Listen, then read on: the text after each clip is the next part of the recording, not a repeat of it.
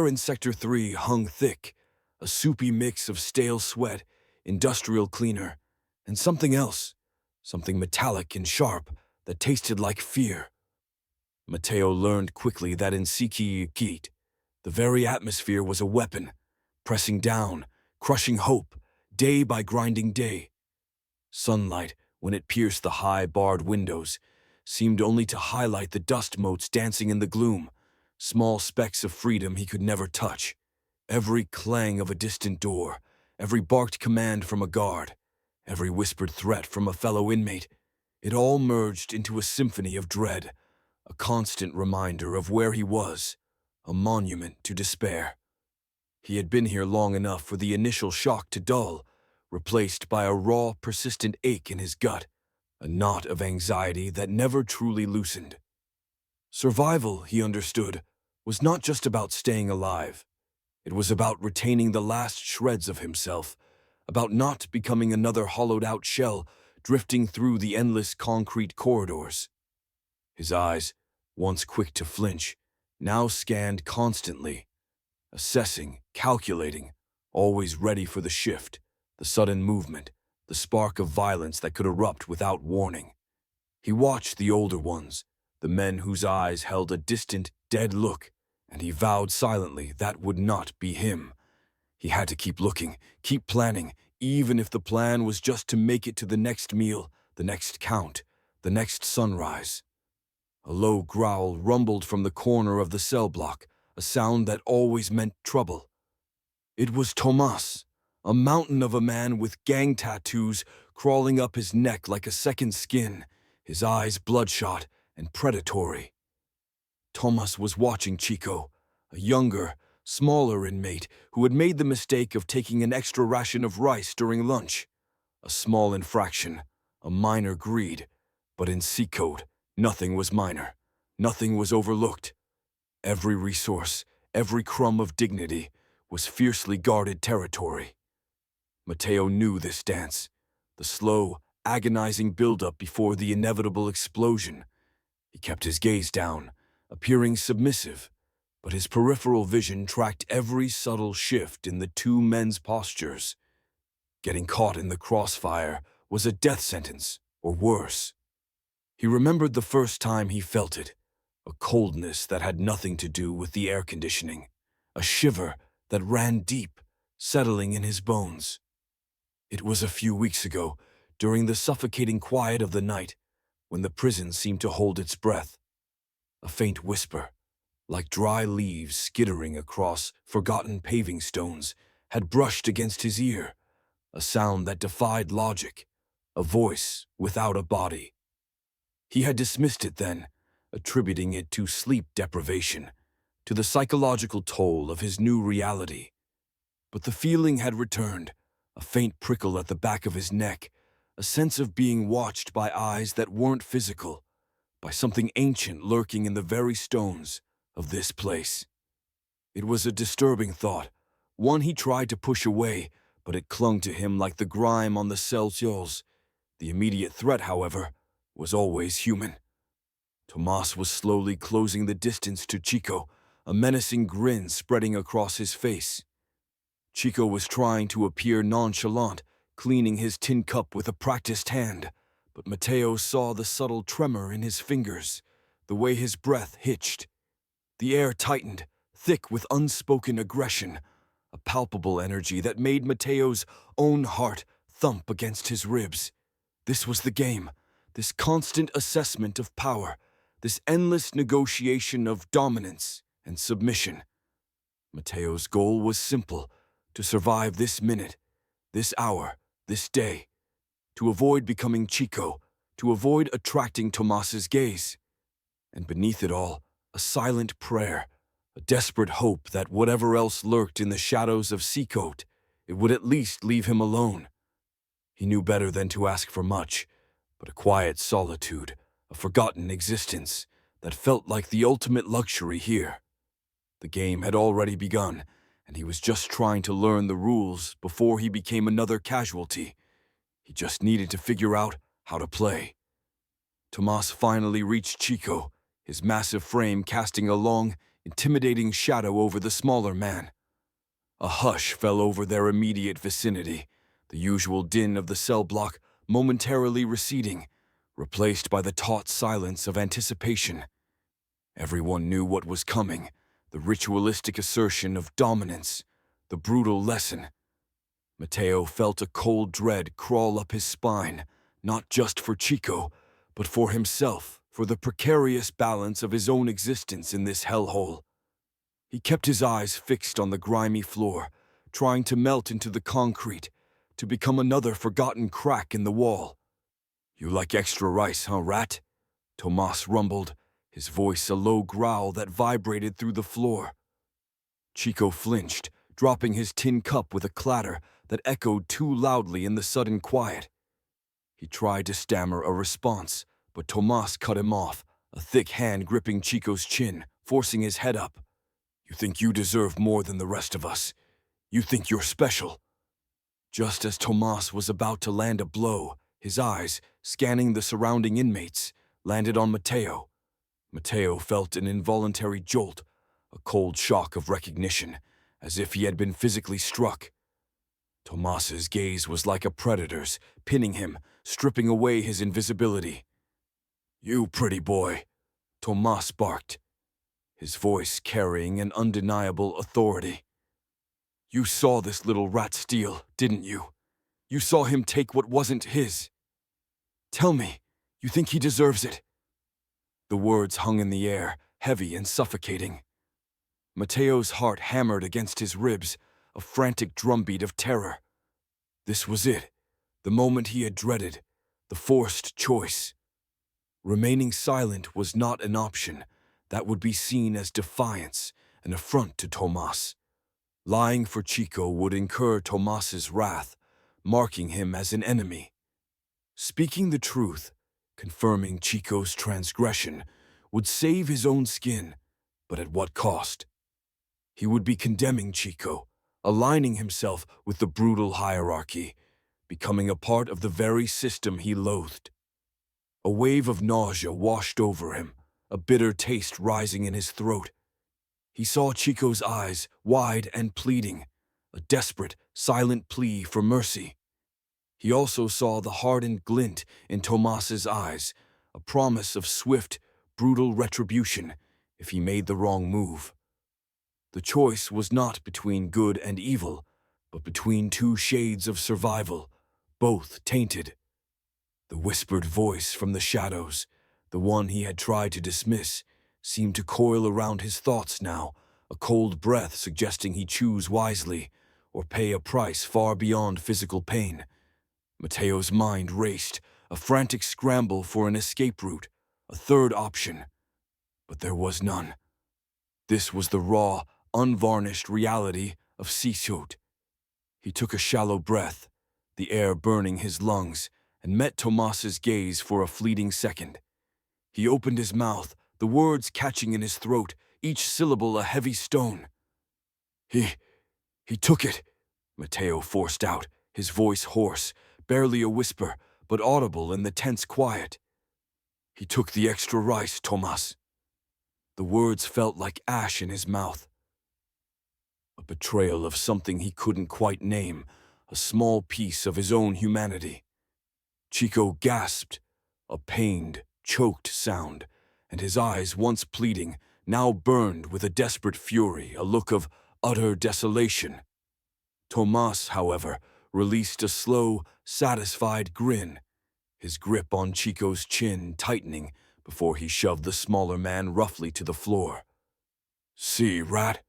Tomas sneered, kicking Chico's side with a casual boot. "Even the pretty boy knows the rules." Mateo didn't move, his body rigid, his eyes still fixed on the floor. He felt a profound emptiness, a cold space where his conscience used to be. He had made his choice. He had chosen self-preservation, and the taste of it was bitter. He knew that from this moment on, things would be different. He was no longer just an observer. He had drawn a line, taken a side, however unwillingly. The weight of it settled on him, a fresh burden in this place, already overburdened with despair. And in the lingering silence, As Thomas turned away, leaving Chico whimpering on the ground, Mateo could almost hear that dry, whispering sound again, closer this time, a chilling acknowledgement of his decision. The game had just revealed its first, cruel hand. The aftermath of his forced choice lingered like a foul odor. Chico was dragged away by two of Tomas's men, his muffled cries fading into the background noise of the prison. Mateo felt a sickening lurch in his stomach, a visceral regret that gnawed at him. He had survived the immediate threat, but the cost felt enormous. A piece of himself chipped away, lost in the grim calculus of CECOT. He found a secluded spot by the grimy wall, trying to make himself as small and inconspicuous as possible, hoping to avoid any further notice. But notice found him anyway. Later that day, during the brief yard time, an older inmate, a man named El Tuerto, with a missing eye and a network of scars that mapped a lifetime of violence, approached Mateo. El Tuerto moved with a quiet authority that transcended the usual brute force displayed by men like Tomas. He carried a certain gravitas, a weight of unspoken history. He had watched the incident with Chico, his single eye unblinking, assessing.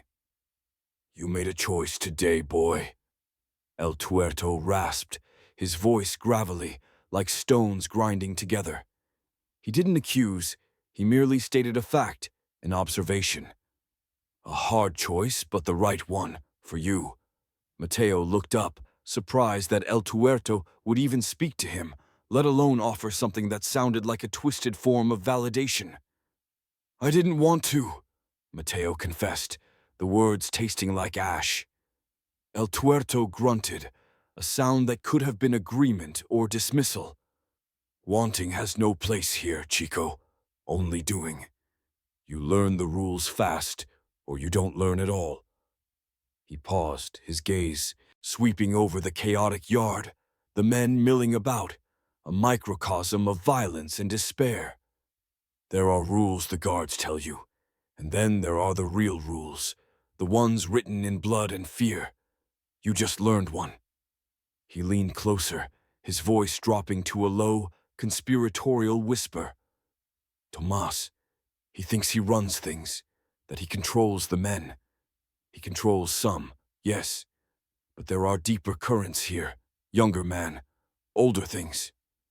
His good eyes seemed to bore into Mateo, an unnerving intensity behind its aged surface.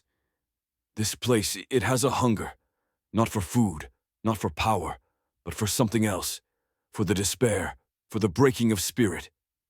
Mateo felt the familiar prickle at the back of his neck, the cold dread that had begun to haunt his nights. "What do you mean?" he asked, his voice barely audible. El Tuerto straightened up, his gaze distant, as if looking beyond the concrete walls, beyond the barbed wire, into something ancient and unseen. "The whisper, you hear it, don't you? It's not just in your head. It's in the walls, in the ground beneath our feet. This land, it remembers. The men who built this place, the ones who died here, their pain, it seeps into everything." He pointed vaguely towards the crumbling watchtower in the distance. "They say this whole valley, it was a sacred place, long before the white men came, long before the prison. A place of sacrifice, of old gods who demand payment. And now, this prison, it just continues the ritual, but with different priests." Mateo felt a chill that had nothing to do with the cool evening air. El Tuerto's words resonated with the faint, unsettling whispers he had heard, the inexplicable coldness. It wasn't just a metaphor, he realized with a sinking heart. El Tuerto truly believed it. And the way he said it, with such quiet conviction, made Mateo wonder if perhaps he should believe it too. The idea of something ancient and malevolent lurking beneath the layers of human brutality added another horrifying dimension to his imprisonment. It was no longer just about surviving men like Tomas. It was about surviving something else, something unseen, something supernatural and hungry. This was the true price of entry into CECOT. The unspoken understanding that the walls held more than just prisoners. They held secrets, and perhaps they held something truly evil. The game, he now understood, was far more complex and terrifying than he had ever imagined. He had stepped through a threshold, not just into a prison, but into a place where the rules of reality seemed to bend, where the line between the living and the dead, the human and the unholy, blurred into a terrifying, indistinct haze. El Tuerto's words continued to echo in Mateo's mind, a chilling undercurrent to the grinding reality of prison life. The ordinary dangers of CECOT, the constant threat of violence from fellow inmates, the arbitrary cruelty of the guards, now felt somehow intertwined with this unspoken, supernatural dread. He found himself scanning the shadows, listening to the creaks and groans of the old building with a new, unsettling awareness. Was that just the wind, he wondered, or something else, something responding to El Tuerto's claims? The fragile peace that followed Chico's punishment was short-lived. Tomas, emboldened by Mateo's public confirmation and the quick removal of Chico, became even more brazen, his gang, the Serpientes, tightening their grip on the cell block. Small privileges, once accessible, were now strictly controlled by them, from the best spots during yard time to access to the limited hot water for washing. The atmosphere grew thick with unspoken resentment and escalating tension. Mateo, by virtue of his unwilling testimony, was now seen as loosely affiliated with Tomas, a position that offered a strange, dangerous sort of protection, but also painted a target on his back from rival factions. One afternoon, during recreation time, a fight erupted in the common area, a brutal, chaotic clash between the Serpientes and a smaller but fiercely proud gang known as the Jaguares. It started over a contested chessboard, a trivial catalyst for the underlying animosity that had been simmering for weeks. Shouts quickly turned into punches, and then shivs, crudely fashioned from sharpened spoons and pieces of metal, flashed in the dim light. The guards were slow to respond, a deliberate tactic, Mateo suspected, to let the inmates thin their own numbers. Mateo was caught in the periphery of the brawl. A jaguar, a young, wary man with desperate eyes, was cornered by two Serpientes. He fought with a frenzied ferocity, but he was clearly outmatched. Just as one of the Serpientes raised a heavy pipe, Mateo saw it. A ripple in the air, a distortion of the light, like heat haze but colder. It shimmered around the struggling jaguar, a faint, almost invisible outline, before solidifying, just for a split second, into something vaguely humanoid, shadowy and indistinct. The pipe swung down, but instead of connecting with the jaguar's head, it struck the wall with a sickening crunch, sending sparks flying. The jaguar, disoriented but miraculously unharmed, managed to slip away, scrambling into the retreating chaos as guards finally rushed in, batons swinging. Mateo blinked, rubbing his eyes, trying to rationalize what he had seen. Was it just the adrenaline, the stress, the flickering lights? He wanted to believe it was, but the image, that fleeting, shadowy figure, was too clear, too distinct in his memory. It had moved with a fluid, unnatural grace, appearing and disappearing in the blink of an eye. The cold whisper, which had become a constant companion at the edge of his hearing, seemed to intensify, a dry rustling sound that made the hairs on his arms stand on end. Later, huddled in his cell, trying to make sense of the day's violence and the inexplicable event, Mateo revisited El Tuerto's words. This place, it has a hunger. For the despair, for the breaking of spirit. Was that what he had seen, a manifestation of the prison's hunger, drawn to the raw fear and desperation of the brawl? Or was it something else, something protecting, or perhaps something merely observing? The questions tormented him. The ordinary horrors of CECOT were enough to contend with, but now this. The prison was not just a concrete cage, it was a crucible, a place where the veil between worlds seemed thin, where unseen forces stirred, and where the game of survival took on a terrifying, supernatural dimension. He had glimpsed a deeper layer of the prison's mystery, a chilling confirmation that El Tuerto was not merely speaking in metaphors. The unseen was real, and it was watching them all. The vision of the shimmering shadow remained etched in Mateo's mind, a constant, unsettling reminder of the supernatural layer lurking beneath the prison's hardened surface. He found himself seeking out El Tuerto more often, not just for information, but for a strange sense of companionship in this shared, terrifying secret. El Tuerto, for his part, seemed to expect Mateo's renewed interest, offering cryptic nods and knowing glances that only deepened Mateo's unease. His reluctant association with Tomas and the Serpientes, however, was starting to wear thin. The protection it offered felt more like a leash, tightening with each passing day. Tomas demanded small favors, acts of petty intimidation, and Mateo felt his conscience fraying at the edges. He was becoming what he despised, a cog in the brutal machinery of the prison hierarchy. He saw the looks of fear and resentment from other inmates, the silent judgment, and it was a heavy burden to bear. The line he had drawn to survive was blurring, his identity eroding.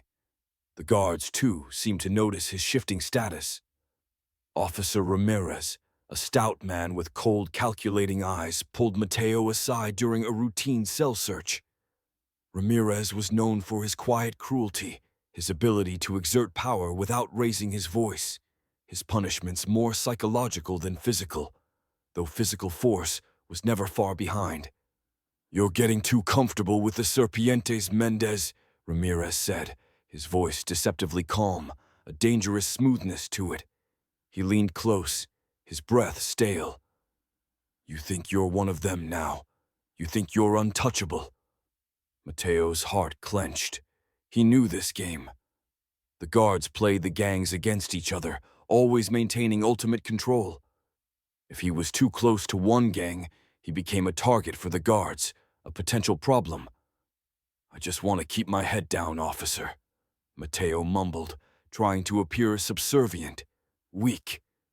Ramirez chuckled, a humorless sound that sent a shiver down Mateo's spine. "Keeping your head down is for rats, Mendez. You're becoming a wolf, or at least you think you are. And wolves, they get culled, or worse, they get turned into dogs, wagging their tails for a scrap." He paused, letting the implication sink in. "We know everything that happens here. Every whispered word, every hidden shiv, every bit of rice stolen. Don't forget that." The threat hung in the air, a cold, undeniable truth. Mateo was trapped between two opposing forces, both equally dangerous. On one side, Tomas and his Serpientes, demanding loyalty and dirty deeds, pushing him further into the moral abyss.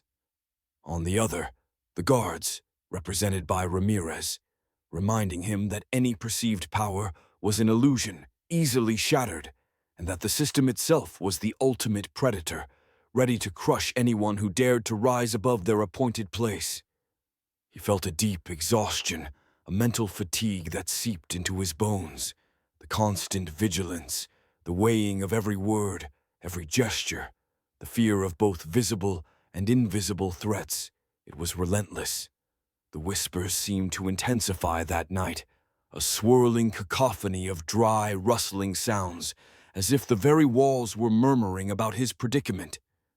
Was it the prison feeding on his despair, or was it something else? Something trying to communicate, or perhaps something warning him? The strange, shadowy figure from the brawl replayed in his mind. He wondered if it was connected to the whispers, if it was a guardian, or something far more sinister. The alliances he had tried to forge, the fragile understanding he had sought, felt like they were crumbling. He was caught in a current, pulled in multiple directions, and the only constant was the tightening grip of CECOT, threatening to drag him down into its darkest depths, where not only his body, but his mind and soul might be irrevocably lost.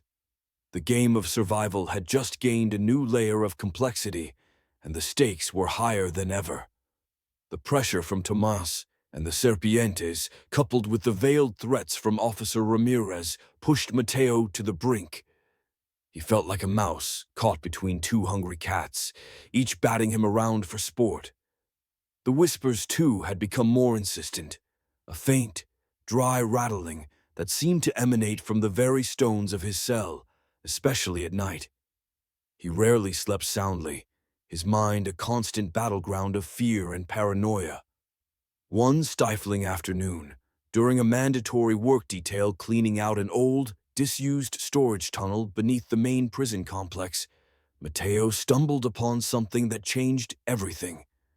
The tunnel was damp and choked with dust, its air heavy with the smell of decay and forgotten things.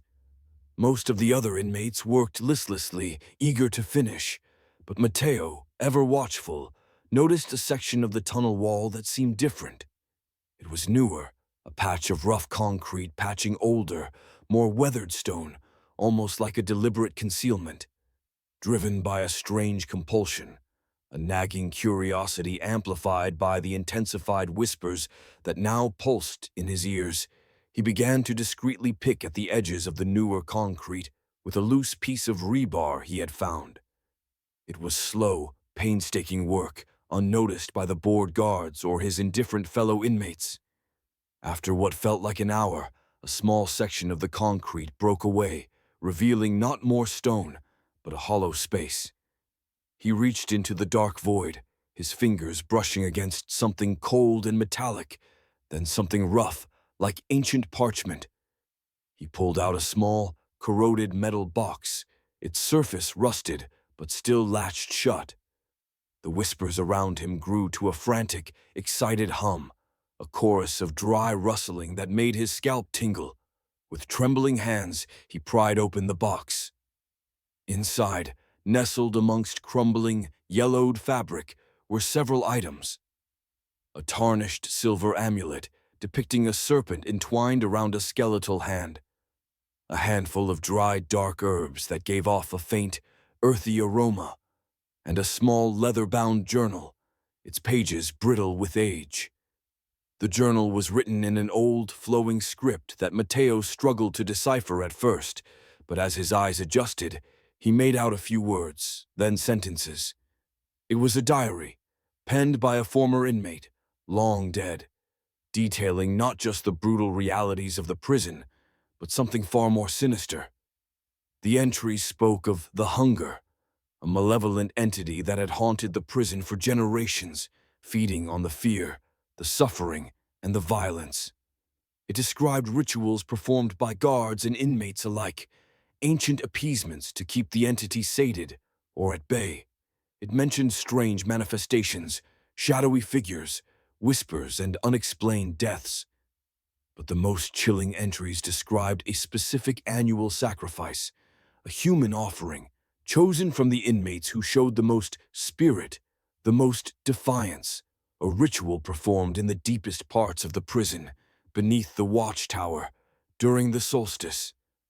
The journal hinted that this sacrifice, a renewal, was what allowed the prison to exist, to function, perpetuating its cycle of despair.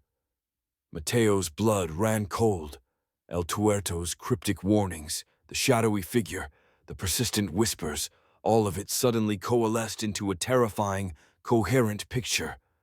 This wasn't just a prison, it was a living, breathing entity, a dark monument powered by fear and ancient, unspeakable rites. The annual sacrifice, the renewal, was close. He remembered the date of the summer solstice was only a few weeks away. His own predicament, his forced alliance with Thomas, the guard's manipulation, now seemed like mere preamble, a cruel warm-up for a much grander, more horrifying game. He wasn't just fighting for his physical survival anymore. He was fighting against an ancient evil, a system that demanded human lives, a prison that was literally alive with a dark, insatiable hunger. His strategy had to shift dramatically. He could no longer simply try to blend in, to avoid attention. He had stumbled upon a secret that put his very soul at risk. He had to understand this hunger, this entity, and somehow find a way to break its cycle or become its next meal. The whispers around him seemed to crescendo, a chorus of ghostly voices confirming his terrifying discovery, urging him, perhaps, to act, or warning him, perhaps, that it was already too late. The journal, concealed carefully beneath his thin mattress, felt like a burning coal, its ancient secrets searing into Mateo's mind. The horrifying truth it contained overshadowed all other fears. He was no longer just a prisoner in CECOT, but an unwitting participant in a macabre ritual, a potential sacrifice. This realization, however, also brought a strange clarity, a sharpened focus. He had to act, and fast. The solstice was approaching, the deadline for the renewal. His first instinct was to seek out El Tuerto, the only one who seemed to possess any understanding of the prison's deeper, darker nature. But before he could, the intricate, brutal web of prison politics ensnared him again. Tomas, having observed Mateo's increasing introspection and perhaps sensing a shift in his allegiance, decided to make an example. It began subtly. Whispers circulated that Mateo had been holding out on the Serpientes, that he had found something valuable and kept it for himself. Mateo knew this was Tomas sowing dissent, testing his loyalty. He clutched the journal tightly beneath his shirt, fearing its discovery more than any physical beating. Then came the demand. Tomas approached him during mealtime, his eyes narrowed, his usual bluster replaced by a quiet, menacing tone. "I hear you've been finding things, pretty boy," Tomas said, leaning in close, his voice a low growl. "Little secrets. You hold out on family, you get burned." Mateo's mind raced. He couldn't reveal the journal. It was too dangerous, its contents too explosive. He had to feign ignorance or offer something else. "I haven't found anything, Tomas," Mateo insisted, trying to keep his voice steady, his eyes portraying innocence. "Just dust and grime, you know how it is in those tunnels." Tomas didn't believe him. His eyes flickered, sharp and suspicious. "Is that so? Then maybe you can help us with something else. Prove your loyalty. The Jaguares, they're getting too big for their britches. We need to send a message, and you're going to deliver it." The message, Mateo soon learned, was to be delivered to the Jaguar leader, a man named Lobo, during a carefully orchestrated setup in the showers. It wasn't just a threat. Tomas wanted Mateo to attack Lobo, to initiate a full-blown confrontation, a public display of loyalty and aggression. It was a trap, a forced act of betrayal that would solidify Mateo's place as a serpent, burning any bridges to other factions, isolating him further. Mateo felt a knot of dread in his stomach. He had survived by making small, agonizing compromises. But this was different. This was a deliberate act of violence, a calculated betrayal that would mark him irrevocably. He saw Lobo's face in his mind, the man's hardened but honorable demeanor. To strike him, to start a war, it felt wrong, a step too far down the dark path.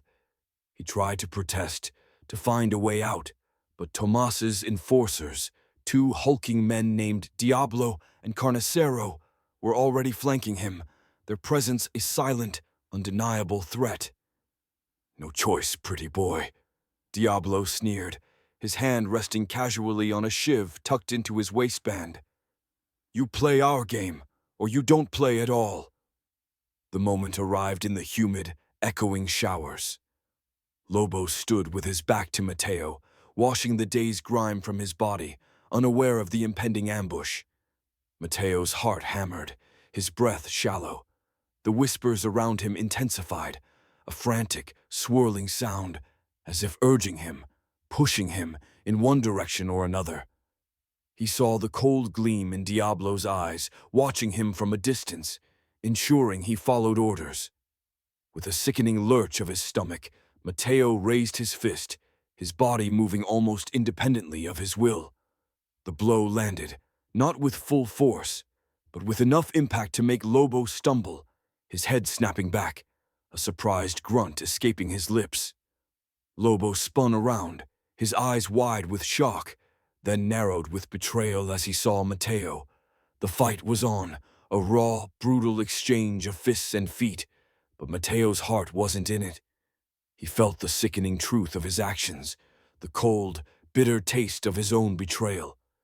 He had chosen to save himself again, to preserve his body. But he knew he had paid a terrible price, a piece of his soul, sacrificed to the monstrous hunger of CECOT. The journal's secrets felt heavier than ever, a burden he carried, even as the violence consumed him. The game had just dealt its cruelest hand yet, and Mateo was bleeding, not just physically, but spiritually. The shower brawl was a blur of pain and desperation. Mateo fought Lobo, but his heart was not in the betrayal, his movements clumsy, his blows lacking conviction. Lobo, despite the initial shock, retaliated with a furious, righteous anger. The fight was broken up by the guards, their batons cracking against backs and limbs, Mateo receiving his share of blows. He was dragged away, bleeding and bruised, the metallic tang of his own blood in his mouth. The immediate consequence of his forced action was a wave of escalating violence throughout the cell block.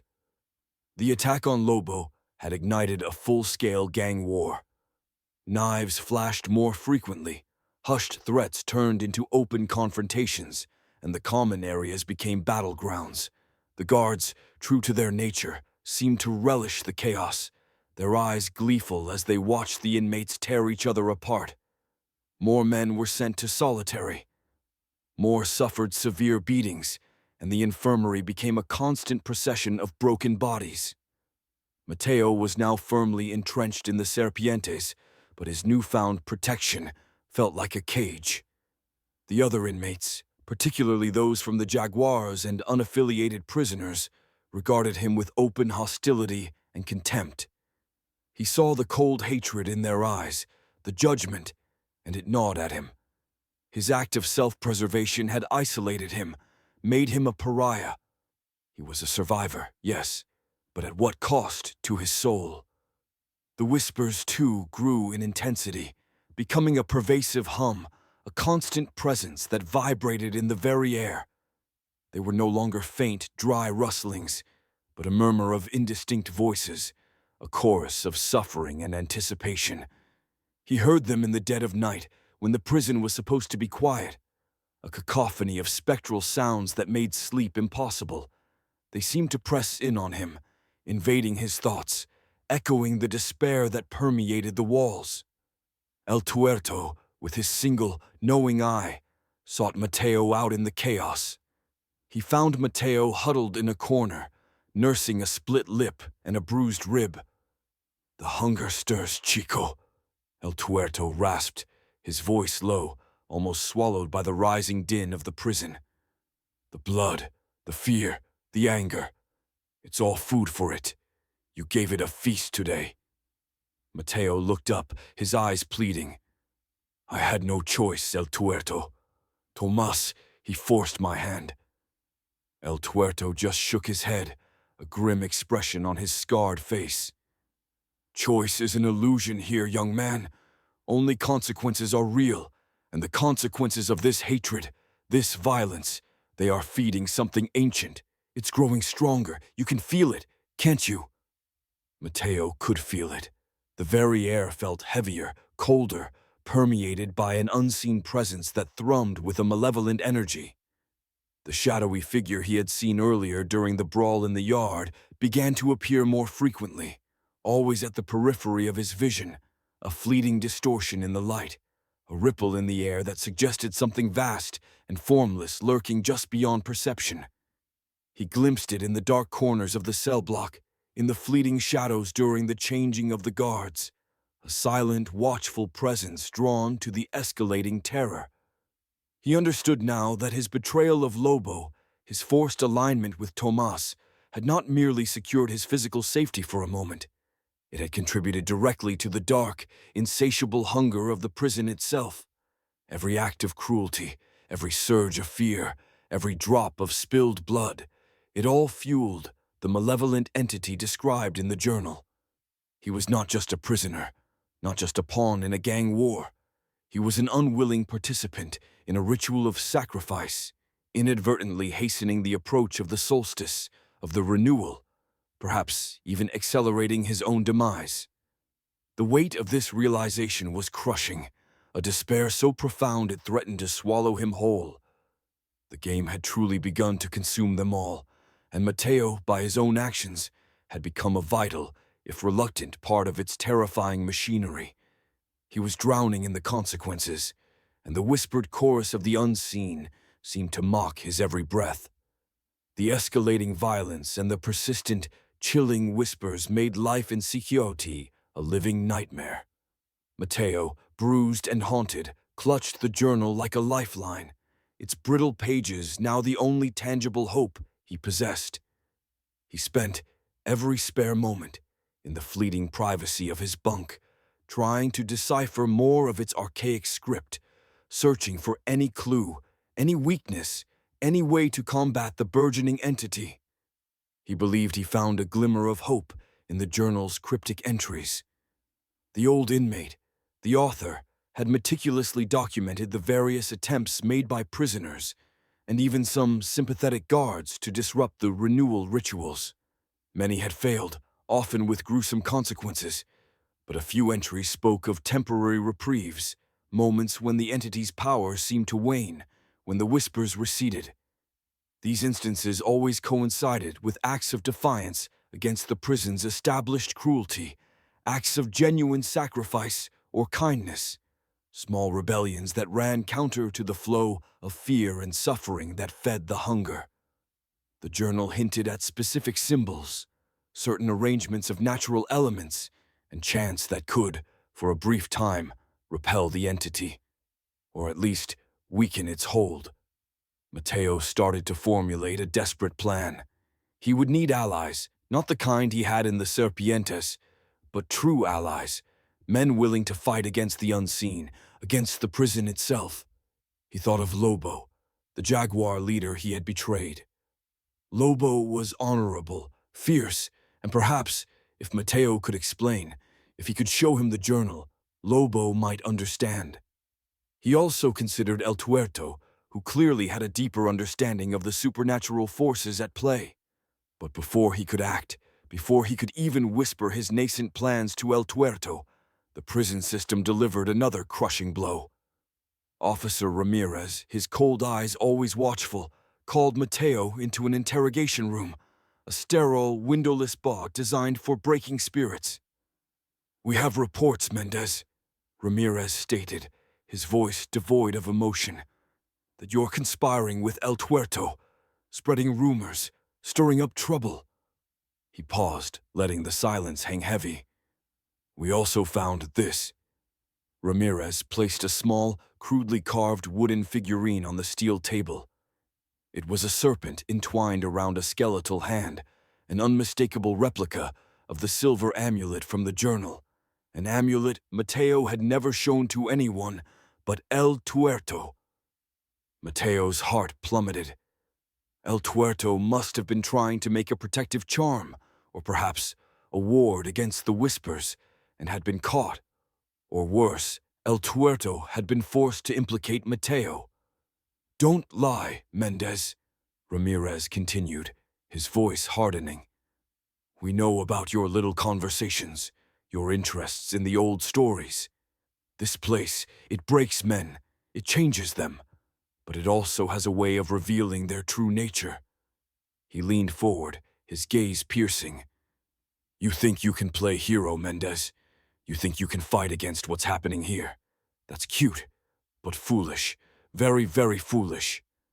Ramirez then dropped a bombshell.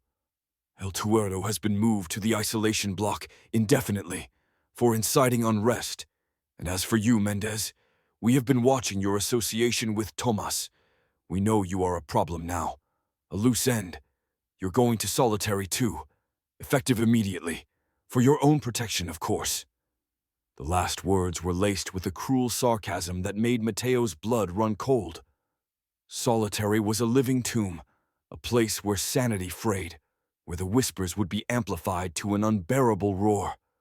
Mateo felt his carefully constructed hope shatter. El Tuerto, his only confidant, was gone, likely lost to the isolation block forever. His potential alliance with Lobo was now impossible given the depth of his betrayal. His plan, his desperate attempt to fight back, seemed to crumble into dust. He was alone, utterly isolated, and now heading into the darkest depths of the prison, where the entity's hunger would surely be most potent. The solstice was approaching, and he, the man who had discovered the prison's terrifying secret, was being systematically removed from any position to fight it. He had played the game, he had tried to scheme, but the system, the prison itself, had outmaneuvered him, crushing his nascent hope with an efficiency that was both brutal and terrifyingly precise. The game was rigged, and he was losing, fast. The whispers, now a frantic wail in his ears, seemed to confirm his utter defeat. The sterile cold of the interrogation room faded into the oppressive darkness of solitary confinement. Mateo was thrown into a cell barely larger than a coffin, a concrete box devoid of light save for a sliver of gray that filtered through a high, barred vent.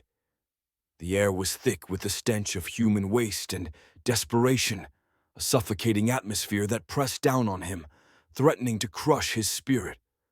Alone in the impenetrable blackness, the whispers, once a distant hum, became a roaring cacophony. They were no longer indistinct murmurs, but distinct voices, swirling and overlapping, a chorus of forgotten inmates, of torment and agony, echoing from the very stones. He heard cries of despair, pleas for mercy, the guttural screams of men being broken. It was a symphony of suffering, and it was driving him insane. He pressed his hands over his ears, but the sounds were inside his head, resonating in his bones, a primal fear that burrowed deep. Days bled into nights, indistinguishable in the ceaseless darkness. Food, when it came, was a barely edible gruel, shoved through a slot in the heavy steel door. Time ceased to have meaning. His mind, starved of external stimuli, began to turn inward, replaying every mistake, every cowardice, every moment of weakness that had led him to this hell. He saw Chico's pleading eyes, felt the ash of betrayal in his mouth as he condemned the smaller man. He felt the sickening impact of his fist against Lobo's jaw, the injustice of it, the cold calculation of his own self-preservation. He remembered his easy alignment with Tomas, the small favors, the quiet intimidations, the erosion of his own principles. He had become what he swore he would never be, a part of the monstrous system, a mirror of the cruelty that surrounded him. The weight of his past crimes, both inside and outside the prison, pressed down on him with an unbearable intensity. He had been a small-time dealer, a man who had chosen the easy path, harming his community, enriching himself at the expense of others. He had rationalized it then, told himself he was just trying to survive, just like he was doing now. But in the suffocating blackness, there were no more rationalizations, only the raw, brutal truth of his culpability. He saw the faces of the people he had wronged, the shadows of his victims, real and perceived, swirling in the darkness, their silent accusations piercing him like invisible knives. He had always seen himself as a victim of circumstance, of a corrupt world. But here, stripped bare of all pretenses, he recognized his own agency in his downfall, his own choices, his own moral failings. He was not just a prisoner of CECOT, he was a prisoner of his own guilt. The shadowy figure, the manifestation of the hunger, appeared more clearly now, not as a fleeting distortion, but as a solid, malevolent presence in the darkness of his cell. It moved with a slow, deliberate grace, its form indistinct but undeniably there, a towering entity of pure malevolence, feeding on his despair, on his self-loathing, growing stronger with every beat of his tormented heart.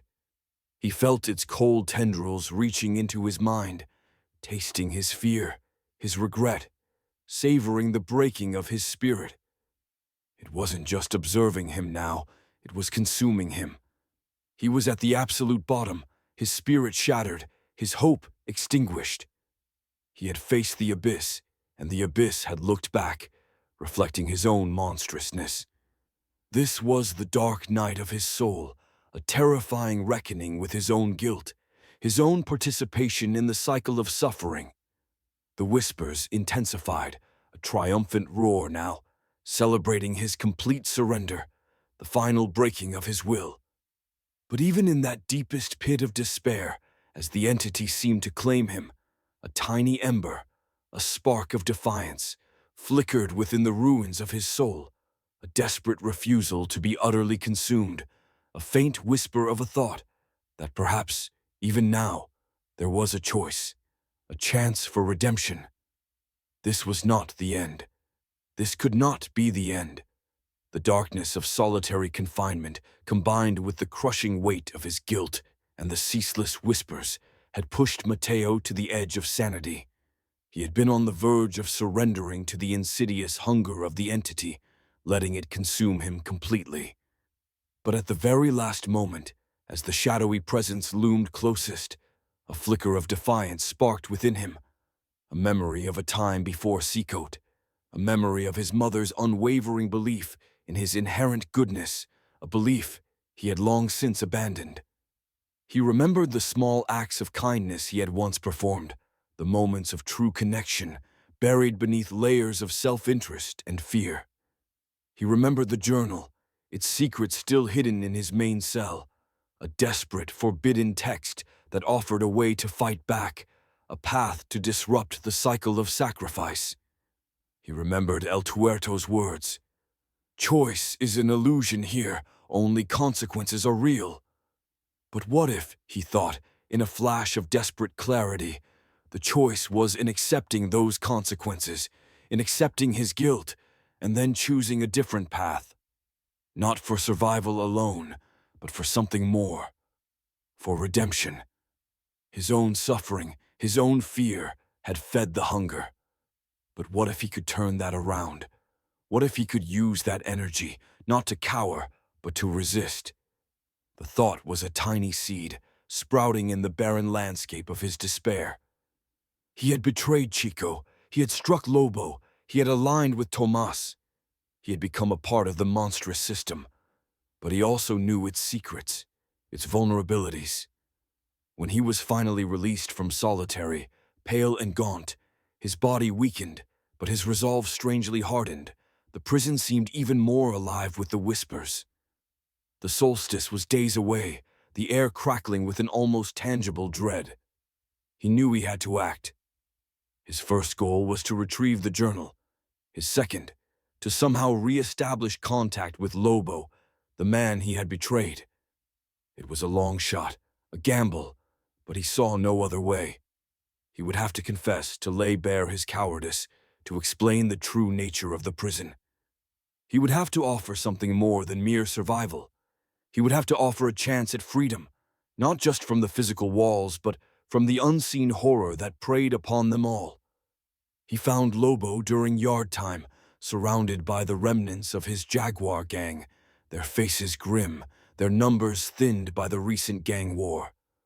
Lobo's eyes, when they met Mateo's, were still filled with a cold, unforgiving anger.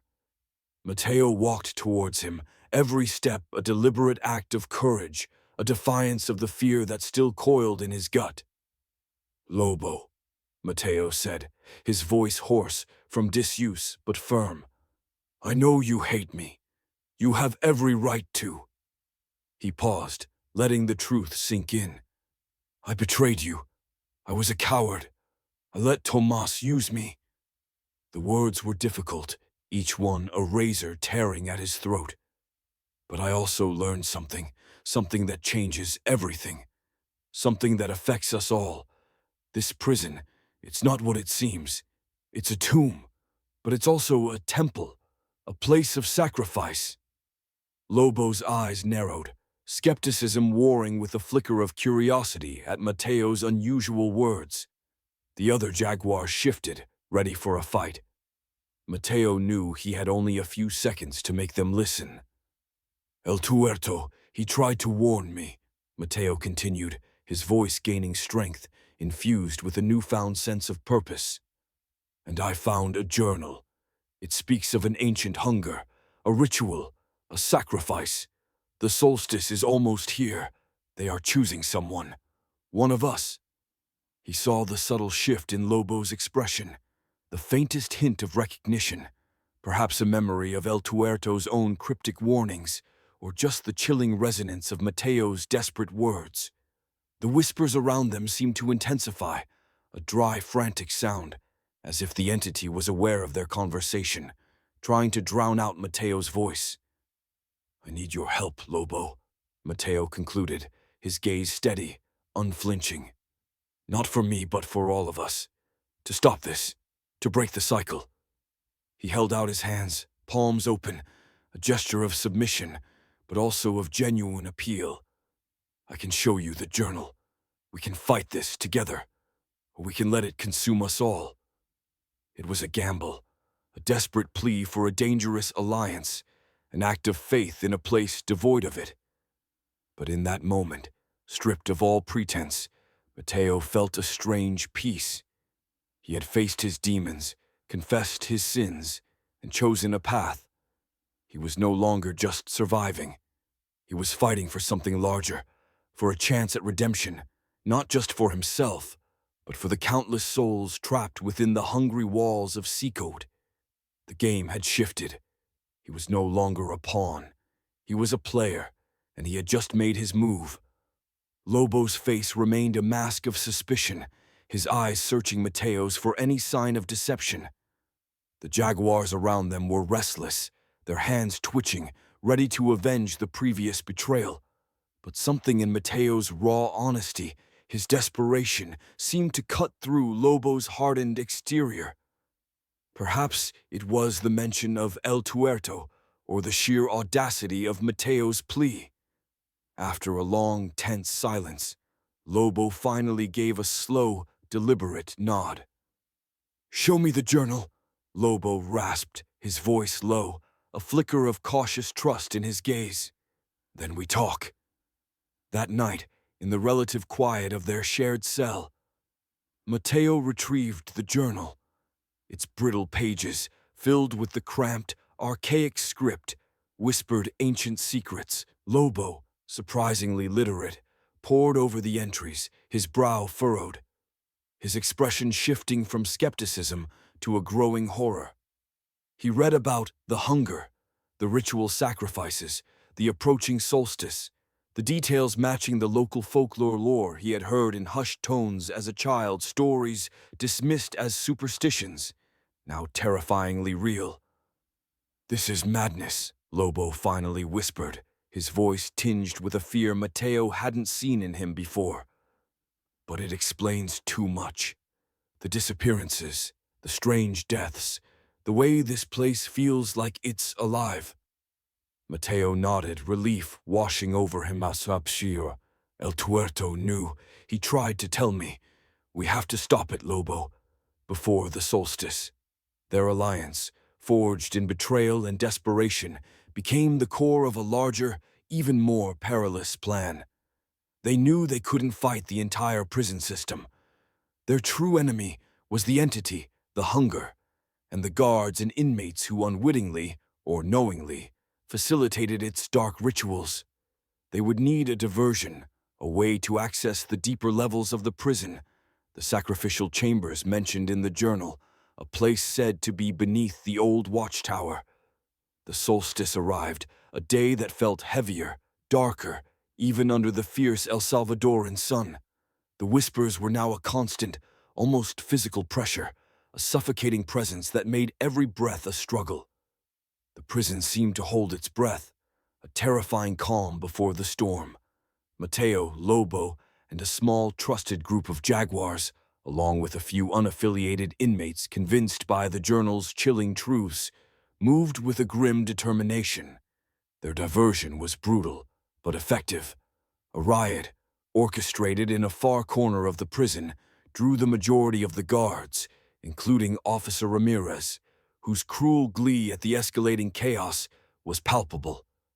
In the ensuing pandemonium, Mateo, Lobo, and their small band slipped into a forgotten maintenance tunnel, its entrance revealed by one of Lobo's contacts, a former prison worker now an inmate.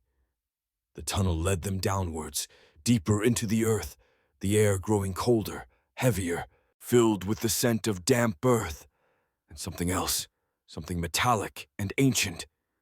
The whispers became a roar, a swirling vortex of sound that threatened to consume their minds. The shadowy figure, the manifestation of the hunger, was everywhere now, its formless presence pressing against them, a colossal, malevolent entity pulsing with dark energy. They reached a cavernous chamber, dimly lit by cracks in the ceiling and eerie, phosphorescent moss. In the center stood a crude stone altar, stained with centuries of sacrifice. Around it, 4 robed figures, guards, their faces obscured by deep hoods, chanted in a low, guttural tongue, a language Mateo vaguely recognized from the journal as an ancient dialect. And on the altar, bound and terrified, was El Tuerto. He was to be the sacrifice, his spirit, his defiance, the ultimate offering to the hunger. "No!" Mateo roared, a surge of pure fury coursing through him, overriding his fear. He felt the silver amulet El Tuerto had carved, still hidden in his pocket, a burning coal against his skin. The robed figures turned, their movements fluid and unnatural, their eyes glowing with an unholy light beneath their hoods. One of them, taller than the rest, raised a ritualistic dagger, its blade gleaming ominously in the dim light. The shadowy entity, the hunger, solidified around them, its form becoming clearer, a towering skeletal presence wreathed in darkness, its empty eye sockets fixed on Mateo. "Stop this!" Mateo yelled, his voice echoing in the chamber. He pulled out the journal, its pages illuminated by the faint light, and began to read. Not from the entries of despair, but from the forgotten rituals of defiance, the chants of warding, the words meant to repel the ancient evil. Lobo and the others, though terrified, stood their ground, forming a protective circle around Mateo. The robed figures faltered, their chanting breaking, their glowing eyes fixed on the journal. The shadowy entity recoiled, a low, guttural shriek tearing through the chamber, its form flickering, destabilizing. The whispers turned into a cacophony of pain, as if the entity itself was suffering. The ground trembled. Mateo continued to chant, his voice growing stronger, a force of will against the ancient evil. Lobo, seeing the effect of Mateo's words, moved. With a primal roar, he charged the robed figures, his shiv flashing, his men following close behind. The battle was chaotic, a clash of steel and ancient magic, but the tide had turned. The entity, weakened by Mateo's defiance and the disruption of its ritual, was unable to fully protect its acolytes. One by one, the robed figures fell, their unholy light dimming. As the last robed figure collapsed, the shadowy entity let out a final, ear-splitting shriek, a sound of pure agony and defeat before dissolving into nothingness, leaving behind only an oppressive cold and a lingering scent of decay. The whispers, too, receded, replaced by an unnerving, echoing silence. El Tuerto, freed from his bonds by Lobo, looked at Mateo, his single eye filled with a profound gratitude and a knowing respect. "You found your choice, Chico," he rasped, his voice weak but clear. "You broke the cycle." The climax had passed. The immediate threat, the ancient hunger, was vanquished, or at least temporarily driven back. But the prison remained, and the consequences of their actions, of the riot, of the direct confrontation with the unseen forces and the guards who served them, were only just beginning. They had won a battle, but the war, against the system, against themselves, was far from over.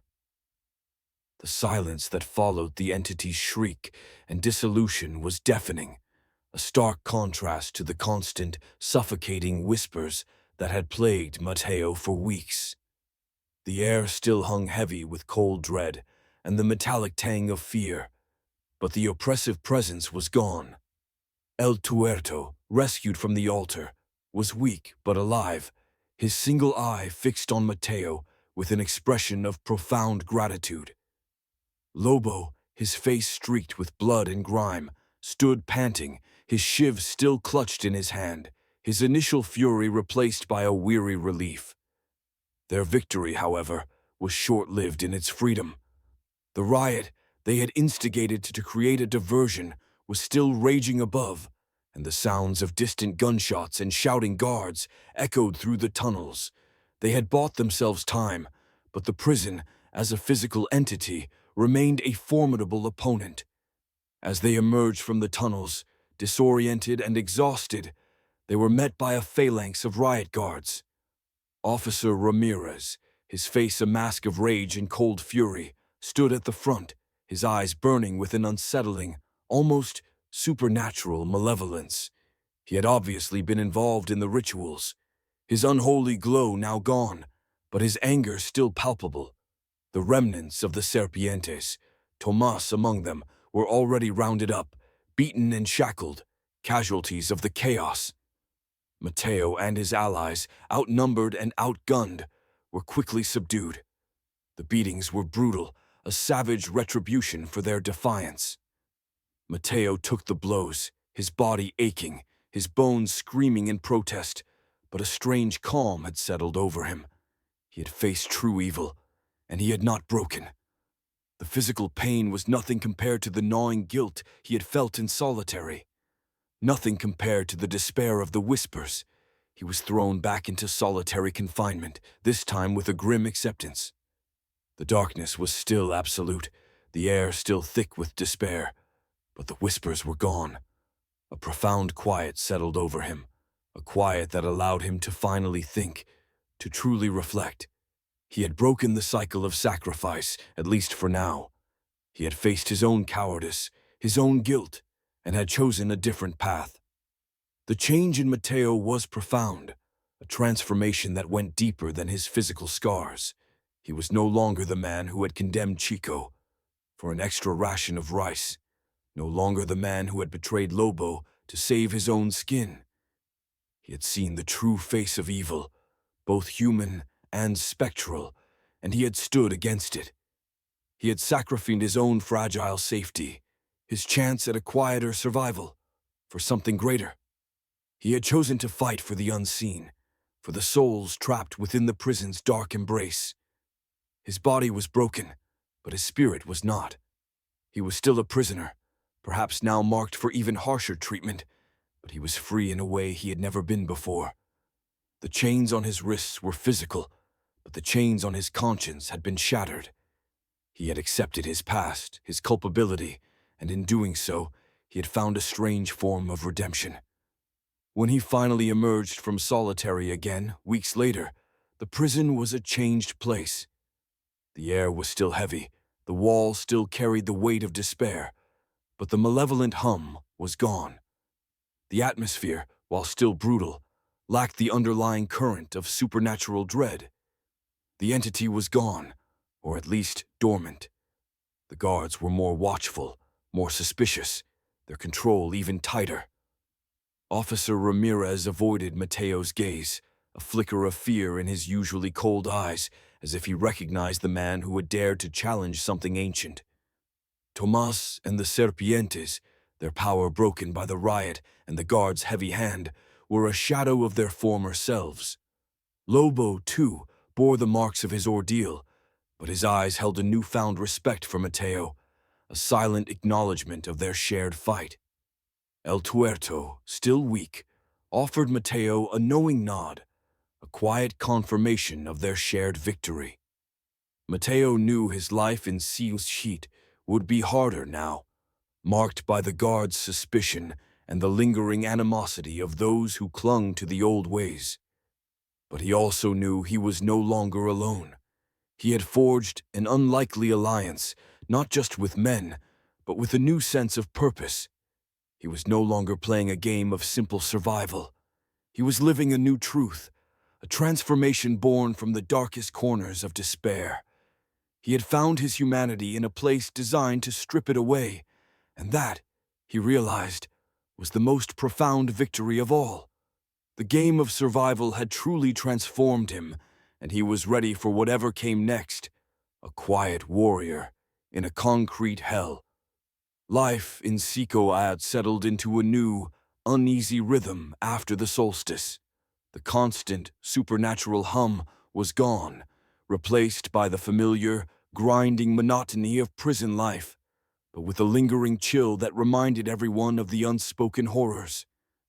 The guards, particularly those like Ramirez who had been involved in the rituals, moved with a newfound wariness, their eyes scanning the shadows as if expecting the entity to return.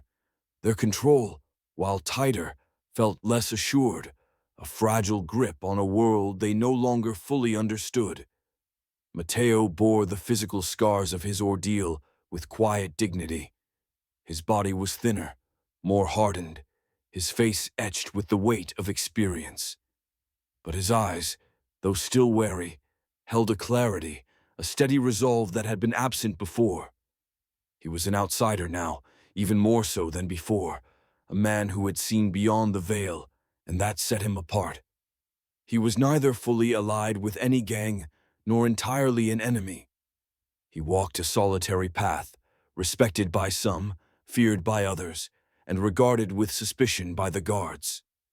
Lobo and his remaining jaguars maintained a distant, unspoken understanding with Mateo. There were no overt gestures of friendship, no public displays of alliance, but a shared look, a subtle nod, communicated everything. They had fought a common enemy, faced unimaginable terror, and emerged changed. El Tuerto, slowly recovering, occasionally shared cryptic glances with Mateo, a silent acknowledgement of their continued vigilance.